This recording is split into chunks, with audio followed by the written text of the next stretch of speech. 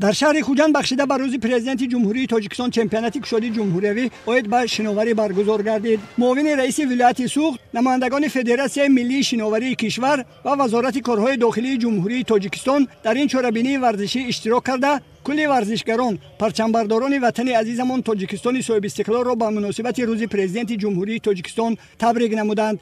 قید کرده شد که دوام سالهای استقلال دولتی جمهوری تاجیکستان با دستور و سپارش‌های اساسگذار صلح و وحدت ملی پیشوای ملت پرزیدنت جمهوری تاجیکستان محترم امامعلی رحمان برای رشد ساحه ورزش و دستگیری ورزشکاران اقدام‌های سریع‌وقتی مفید راه اندازی می‌شوند. خیلی رمزی است که تجلیل این صنایع فرخنده با آغاز برگزاری اجلاس‌های تاریخی 16 شورای عالی تاجیکستان موافق آمده است، زیرا این اجلاس‌های تاریخی سرور کشور عزیزمان را به عرصه سیاست آورد که من بعد صلح و ثبات و وحدت ملی را برای مردم کشور هدیه نمودند. مسابقه مذکور برای تیار نمودن شناوران جمهوری تاجیکستان برای مسابقه بین المللی و چمپیونات آسیا و جهان است که از بین اینها بهترین ها میروند اشتراک میکنند.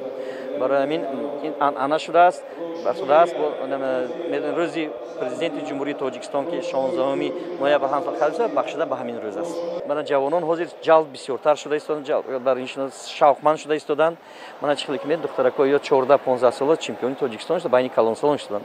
حکومت اجرایی حاکمیت دولتی ولایت سوخت جهت تطبیق با ثمر سیاست دولتی تربیت جسمانی و ورزش تمام تدبیرها را می‌اندیشد. تأسیس استیپندیای رئیس ولایت برای ورزشکاران بهترین ولایت، قدرشناسی ورزشکاران، اشتراک دسته‌های فوتبال ولایت در لیگ عالی و لیگ یکم مملکت، برگزاری مسابقه‌های ولایتی و منطقه‌ای و محلی، تامین اشتراک دسته‌های منتخب ولایت به چمپیونات‌های جمهوری و مسابقه‌های بین‌المللی عمومی جهانی شهادت تطبیق با مرام برنامه‌های صاحب میباشند.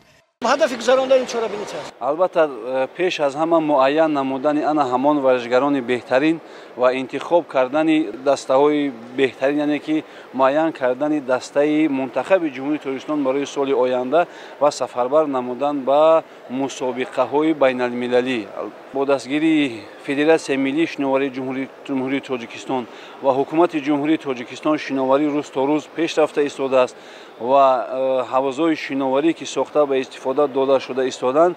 این همان نشانه پیش رفتن ورزش شناوری است و البته نگفتن نماند که ورزشکاران شناور روز تا روز نتیجه و ملکه و مهارت خود را بلند برداشته ایستادند.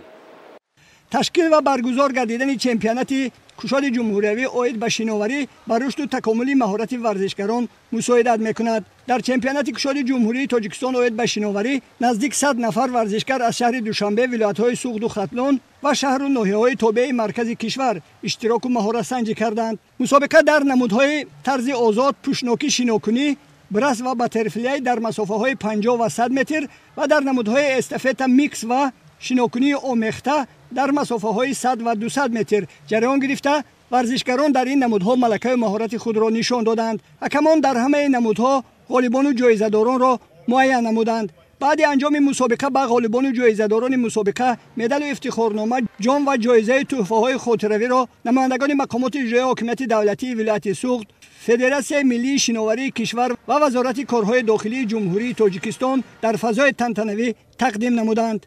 چمپیونات شد و سطحی بلند گذشت. در این چمپیونات جایزه اول را گرفتن. در مسافه 5 متر طرز آزاد، در 5 متر طرز پیشنهادی جای اول را گرفتم. میخوام در آینده در مسابقه بین‌الخلقی اشتراک جای اول را گیرم.